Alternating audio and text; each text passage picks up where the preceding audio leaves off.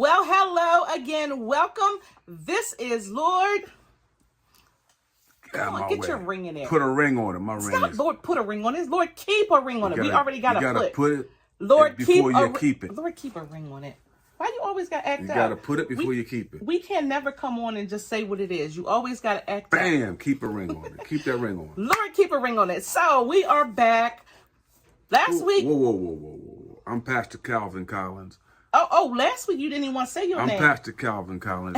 And I'm Dr. Tiki Collins. So we cooperating this week. Cooperation. Oh, my bad. Okay. So last week we talked about blended families, and we said that we was going to have a 5-part series. 5. So today, we already did that. So today we are going to be on part 2. And what are we talking about today? Blended families. We're still talking about blended families. All right. Some of the challenges that because we do know that there are some blended families that blend perfectly, and there are many others who have challenges, or some others who have challenges. We just want to address some of the challenges. Right. So today in specific, we are talking about co-parenting. So some of the challenges that go along with co-parenting, or as you guys like to say, baby mama drama, baby daddy drama, or do they call it baby daddy drama? I never heard that term. Both baby mama drama, and something with the daddies too. They say something about the daddies. Well, most of the time it's absentee dad. Oh, deadbeat daddies. That's right. That's what they say absentee now. dad. That's the same thing. You know what I mean? Ain't that the same thing? I don't want to call nobody no deadbeat. That's the same thing. If you absent and you are living on this planet, but you are absent, you are a deadbeat if you are not participating in your child's life. Too. I know a bunch. But no, we already gave them a name. Baby mama drama. No. There's some brothers in our church who are single dads. Yes. And they got deadbeat moms, if you want to say that. The moms is gone out the picture. All right, well, they deadbeat mamas. Right. Okay. So it go both sides. This is a new day where some women don't even want to raise the kids no more. Oh, yeah, it's a new day. Yeah. Yeah, it's true. Still not as many as the men, but okay. I have no idea. I didn't do my research. Of course you didn't. Never do when it has to do. No, I just didn't do it. It's still more men. You know? It's a proven fact. It's more men that's absent from the families than there are mothers. So moving on to the challenges of co-parenting. So we do know, as Pastor just said, many co-parenting situations work perfectly. They work seamlessly. And why do they work seamlessly? Do you believe? I think that people are mature enough. People love their children more than they love themselves. Yes, key. On both sides, and people sacrifice for the betterment of the child, even if their feelings are hurt. Yes. Or even if they have to do it out. Right. So I think when you have a mother and a father who care more for the children than they do for themselves, they have a selfless love. Yes. Then it can work a lot better. Now, when you have a stepmother or a stepfather, they have to have those same attitudes. And there are some people who do. There are some families that do work well. And it's not just the stepmothers and stepfathers, because sometimes the co-parenting happens when there's a natural father and a natural mother. Well, I'm included. And you get married or you move into different family units. I'm assuming you got a natural mother and a natural father. Right. But I'm adding, if they're mature enough, the step-parents got to be mature enough too. Absolutely. That's what I'm saying. Absolutely. You got to look beyond your selfish desires, because you marry somebody and you have a vision of it's you and I. When you marry somebody that has children, you marry those children too. That's true. Right? That's true. On both sides. On both sides. And those children are innocent. Very much so. And what does the Bible say? Raise up a child in the way that they should go. So we have to guard our heart, because it's deceitful and wicked. So that's one thing. And a lot of animosity is birthed into people because of bad upbringing between parents and step-parents. Yeah, and even before we get to the bad parents and the bad step-parent piece of it, I'm saying when we talk about co-parenting, all right, we know that there's parents and there's children. So there's a husband, there's a wife, there is people who have children, and then the people who have children that are their natural parents that are not now in the new relationship. So the challenges of co-parenting when the old relationship, ex-wife or relationships, ex-wife, ex-husband cannot now, or even in the past before they even got married, is problematic when trying to navigate the relationship for the children, for the best interest of the children in the new relationships. Because sometimes the challenges of co-parenting already started before you even got into your new relationship. A lot of times co-parenting is different or difficult because sometimes people still have that built up animosity against one parent that they can't let go. For example, husband or wife marries a new husband, and the old husband, the old person is now not wanting, to co-parent with the new family, or they're making it challenging. Or maybe he made it challenging before the wife even took a new husband. If that doesn't sound confusing, just saying, take out the husband and wife for a minute. Just say two people are together, they have a child, and they're trying to raise the child, but they're no longer together. There are things that make co-parenting difficult. One of the things I just mentioned is because animosity.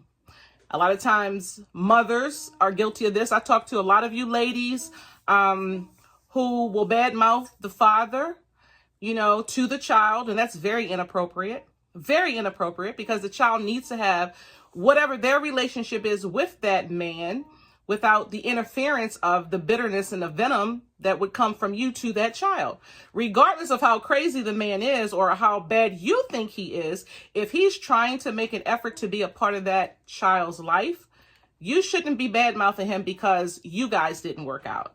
Something that he did to you wasn't right. Now, I'm not talking if he's a child abuser or molester or something like that. Whole other ball game. Be around a child. Exactly, whole other ball game. But I'm talking about an average guy who loves his child but may not love you anymore, or may not have the same feelings for you anymore, but he's trying to be a father, but you're impeding upon that because of you trying to manipulate the child with your bitterness. That makes it hard to co-parent, makes it hard for that man to try to be the best dad he can be, because now you are interjecting things about him.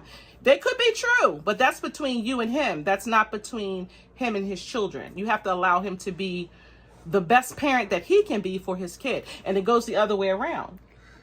Your child should never hear, your daddy ain't no good. That's right. Your daddy's a bum. He might be a bum, but you shouldn't say it. Your daddy, they should never hear it. That's right. They should never hear, oh, he's a dope fiend. Oh, he's an alcoholic. Oh, he's a womanizer. That's right. They should never hear that come out of your mouth. Nope. What they ought to hear is that's your father. That's right. Your father loves you, if in fact your father does. He's doing the best he can.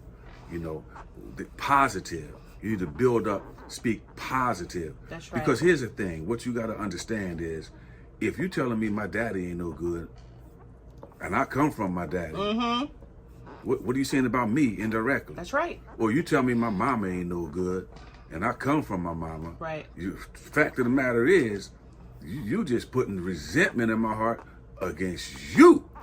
Well, and also, I was talking to the ladies, but I want to talk to the men too. Men, you should not be saying anything in reference to that woman, bad-mouthing that woman. All she wants is my money. I'm sending money for y'all and she's spending it all. She ain't buying purses and hair and weaves and da-da-da-da-da. You shouldn't be saying any of that stuff to the children, even if she is doing it, even if you feel like she's doing that. I mean, it's just bitterness from both sets. The kids should not be in that mix. In the middle. They shouldn't be in the mix of that. You guys have that conversation with each other. You can tell him he a deadbeat to his face. You can tell her she a gold digger or taking your money to her face, but the children should not be privy to any of those conversations. Because just like you just said, that's a hard thing to hear when you say your daddy told a child their daddy is no good and whatever. Then what do you think that child is thinking about himself? He's a part of that daddy. She's a part of that mommy. So when you start having those type of conversations with your children, you only have those conversations with your children because you're angry with the person. If you're broken, because in relationships can break you. They can. Broken relationships because the souls are being ripped apart.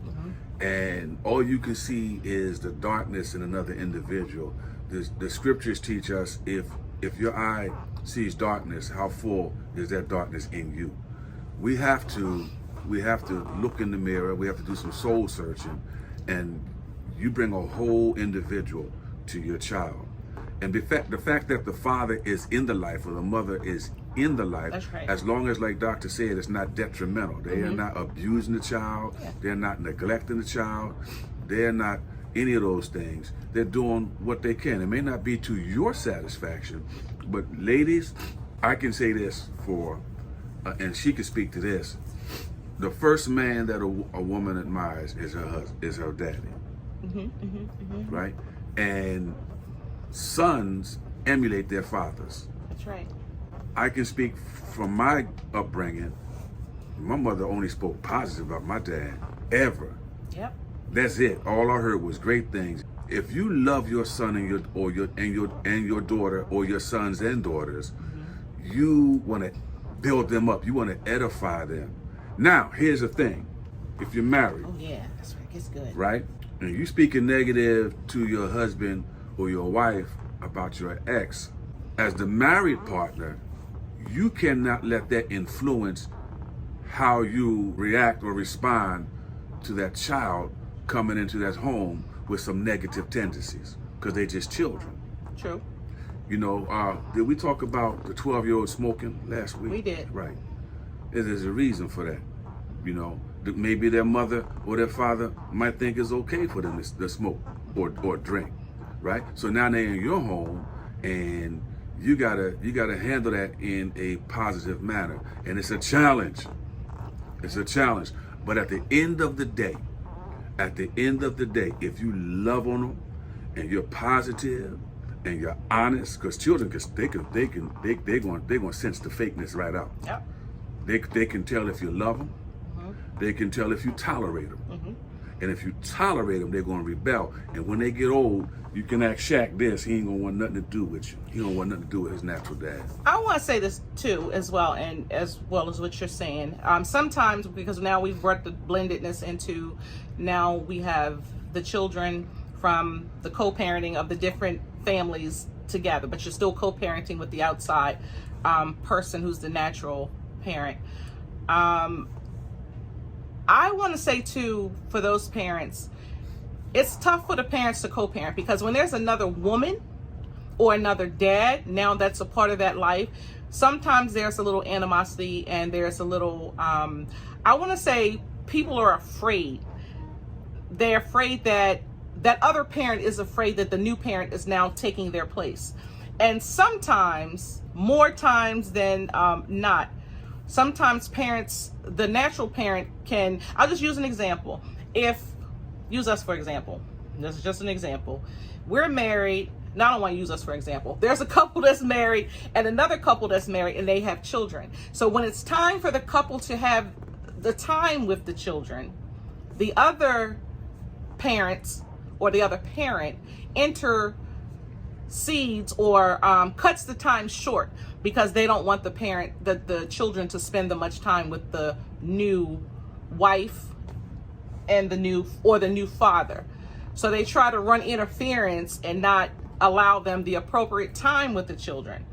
And I want to say too that when couples come together, when you're remarried and you're dealing with the natural parents from another, there has to be time with children where you can bond. I hear a lot of ladies, so I'm talking to you again, where you say, I don't want that woman around my children.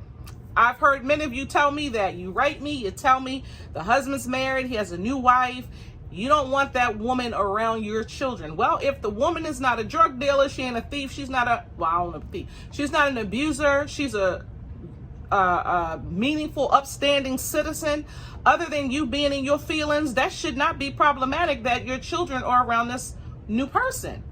You should be happy that your child has somebody else to help them along life's journey, because a lot of times, again, it's not about you don't want them around that person. It's just that whatever those feelings you're harboring, you are now trying to come in between that relationship. And the same with the fathers on the outside. I don't want him around that, they always use that N-word. And if that man is a good, upstanding man, and he is helping your son or your daughter along this journey called life, which is tough for children these days, you guys should be out there with your pom-poms up in the air. You should be embracing those relationships. Get out your feelings, because that's all it is. You're in your feelings. They should form bonds with your children. They should form bonds. Talking about the other natural parent. The new parent should form bonds with your children outside of them being bad people. What's the problem? Why are you trying to run interference and allow those other parents to bond with your children? So stop trying to come in between the time that they would have with your children, because that causes a problem too. It causes a problem too. Yeah, now I know you're going to disagree. I don't see too many brothers when they see a good, outstanding man that have that issue. No, I don't disagree. I don't. That's more the baby mama drama. Yeah, I don't see that. Brothers, you taking my son to football games, you supporting him. Yep. Hey, bless you, man. I appreciate you. Yep. That's usually the reaction. Now, if I'm digging you and I'm hearing, yo, that dude's a drug dealer. Yo, that dude's a stick-up kid. Yo, that dude is this, that, then we got an issue. But most men going to confront the brother. That's true. We're going to confront the brother, and then we're going to confront the mama. And then we're going to explain why it is we have an issue. That's how most men deal with it. Outside of that, I don't think that's an issue between men. But the woman, it's a lot with women. And like I said, I see it a lot of times. And it is. That's why they call baby mama drama. You don't have too much baby daddy drama. Usually, men, like you said, y'all don't get up down like that. It's a matter of financial support. Right, that's fine. But women, we have a problem with other women trying to have relationships with our children. Sometimes I don't even know what the because is. A lot of times it's the because you don't want the man to be happy. Sometimes it's just that you just are afraid of that relationship that your son or daughter's going to have with the new woman. I don't know, but it should, don't want to be should be embraced. Don't want to be outshined neither, It could be that too, but it should be embraced, especially if they're good people. It should be embraced. And like you said, don't happen a lot with men, but it happens quite a bit. Here's another element women. that needs to be addressed. Some people come into marriages with multiple baby daddies. Ooh. Well, multiple baby mamas. True. Right? And then all that's like a big blend, blend. And it has to be navigated, And then here's the thing also. You cannot favor a child based on their mother or their father, their biological mother or their biological father. And some people do that. Some people, the boy can't help he look just like his dad. Ooh. And when he walk in the room, you having flashbacks of a negative relationship, so you taking it out on him. He can't help. He can't help how he would look, right? True. And then you see another child.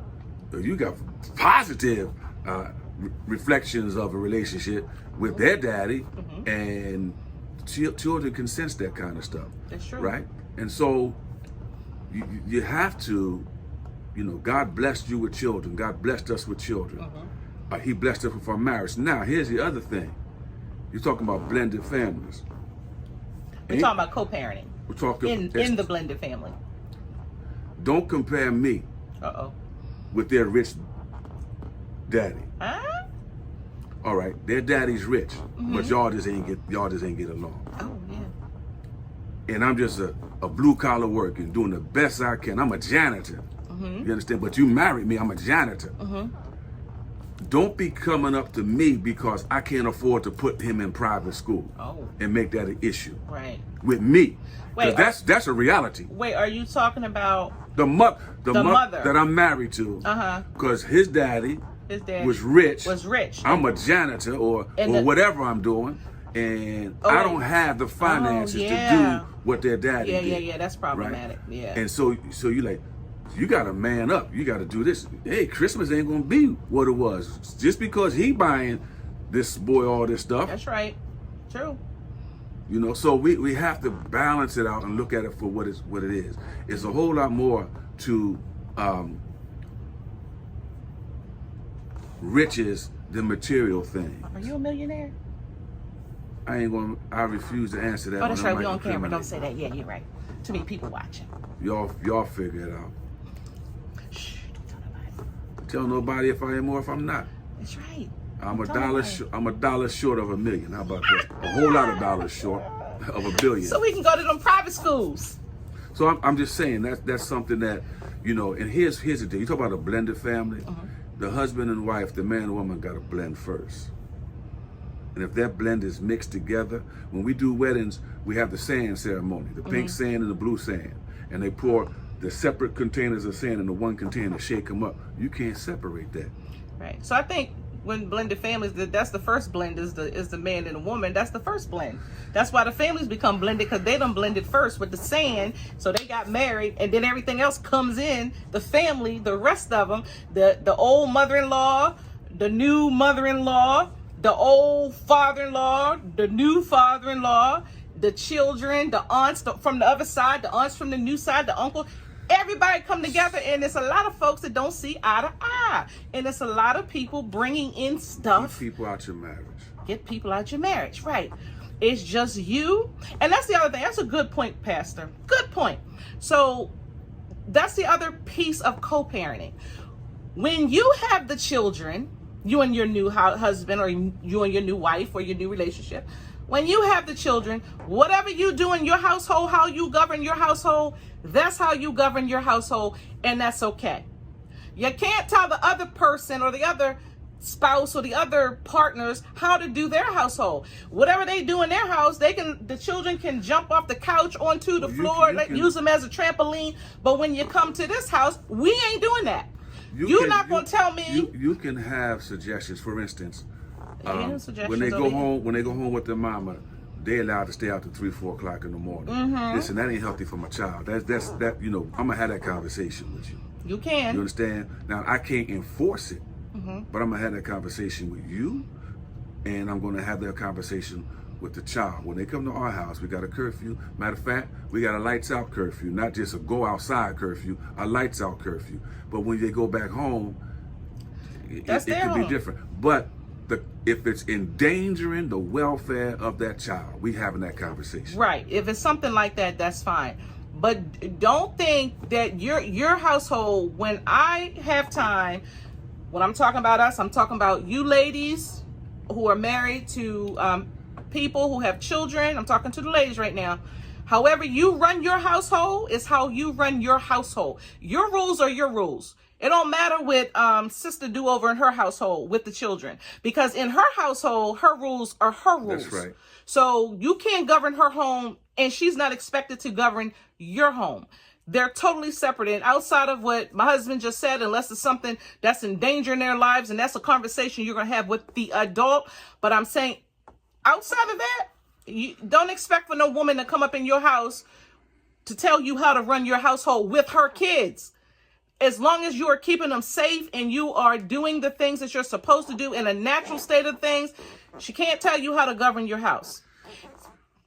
Pastor, talk to the men. With that being said, I'm going to talk to everybody. With that being said, why you got to talk to everybody? With that being said, why you have to say that twice? With that being said, still have no business saying your mama crazy. She shouldn't be allowing you to do that.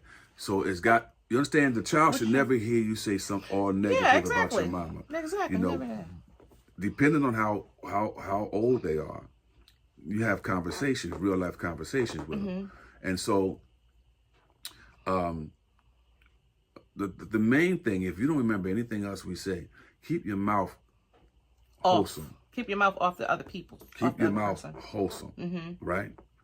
But they should always hear good things coming out your mouth. Right. No lies. But you was with that person for a reason. Well, sometimes not. Sometimes they have one night stands and they get blended families. It ain't always a reason now. Maybe you was attracted to them. You was for a reason. You understand? You was with them for a reason, even was you drunk, but you was with them for a reason. Wasn't a good reason. I'm just saying. And there was a song called Reason. Reason. They don't even. You can't sing that song. Lead it up to Philip Bailey. I wasn't even. Yeah. Okay. So I think the moral of the story here is to have respect for the other parent or the step parent. Not to hold the animosity, whatever you have against the other person. Don't let the children be the referees, because they have no place in that. All they should be is being loved upon.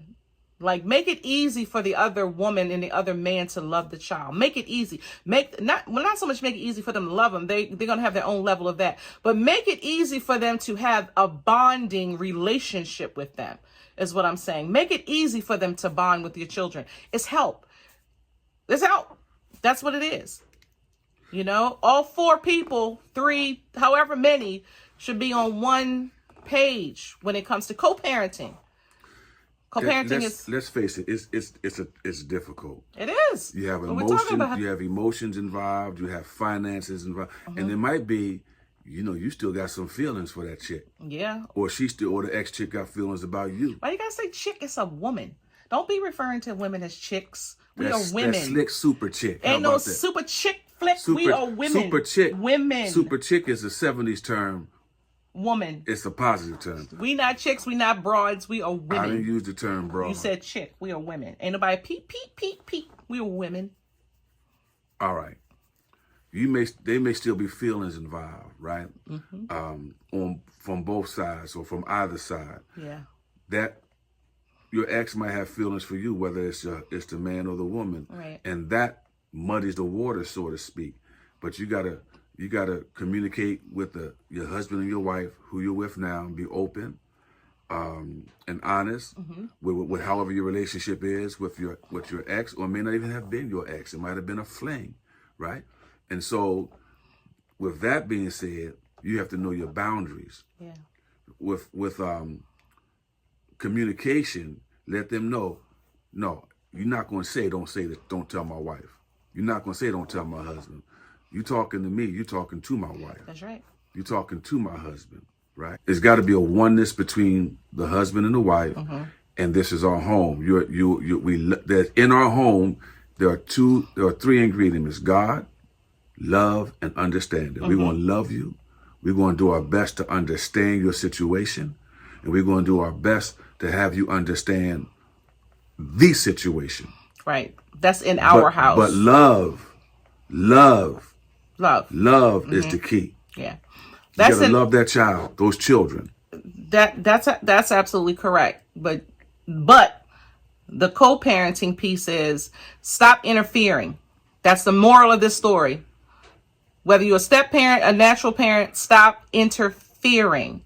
But people don't see it. Some people don't see it as interfering. But it is. But baby mama drama. That's why we're trying to tell them that you don't see it. Wait a minute. You said, but it is. But I know it is. I said they don't see it as interfering. That's why we're trying to tell them how it is interfering. Some people don't see it as interfering. They see it as... Can I borrow your glasses? No. Some people don't see it. You might see it as interfering, but they don't see it as interfering. That's what we're trying to tell them how it is. So I want to finish my statement. Okay, finish. Some people don't see it as interfering because they were raised like that. That's true. That's normal behavior for them. They come from dysfunctional families. That's right. So dysfunctional is how they flow. Right. Right? Now, if you marry somebody who comes from a dysfunctional family and you come from a pretty solid upbringing, it's a clash right there. You got to undo a whole lot of things. But that child now is coming from 2 different polar opposites. Yeah. So they don't see it as dysfunctional or interfering. They see this is regular. This is how we do things, and this is how we have to try our best to show these children love and to help them understand that what we're doing is for your best interest. Right. Not mine, but for yours. So we can show the children, but we're talking about the adults. Like, just for example, us, we can get in the middle with the kids and we can show the kids. We have no control over what the other people might be doing, and they don't have any control over what we might be doing. So we're talking to the adults as to what they need to do to make it a cohesive relationship. This is what I just for did. Their children. So let's say, for instance, and we out of time. We're going to have to do a part 2 to this. I'm going to put my point in. Get your point in, but then we out of time. The ex comes from a very dysfunctional situation. You ain't changing that. It's That's generational. Yeah. That's why you ain't with them. But that child needs to understand without denigrating that whole side of their family Yeah. that there's a better way. Amen. And this is what I'm trying to show you. Amen. Understand them. Amen. You got it? I've been here. I told you I need your glasses. You said they don't see, so I was going. No. I said the dysfunctional parent doesn't see. Yeah, the dysfunctional parent don't see. That's why I was offering up the glasses, because we got all kinds of people that watch the And podcast. my last thing I'm gonna say, and then Dr. Tiki going to end this: you pray for your ex. That's Absolutely. hard. That's hard. But you pray for Why him. you had to get all close when you said that's hard? That's hard. Because we all know it's hard. It's Pray hard. for him. You don't even want to think about him, but you got to pray for him. You do. Because somehow, they still a part of the family too. Somehow. Somehow. All right. But anyway, that's all the time we have for today. We thank you guys for tuning in. You know what? Keep those letters coming. You can send your emails to Lord Put a Ring on It at mail.com. And mail is mail. It is not Gmail. It is Lord Put a Ring on It at mail.com. We love to read them. We love to take your suggestions and talk about them here. And we thank you guys for all the feedback on the last podcast about this. God. You want many more. So we'll be coming with part 3 next week. What is your problem? Because when you say Lord put a ring on it, you see this ring? We ain't talking about put a ring on it. He's doing the most tonight. No, I'm serious. He's doing the most tonight. I'm serious. It's late. He's doing the most. All right. Anyway, Jesus loves you. We're talking about put a ring on it. And we love you. Until next week, God bless. God bless.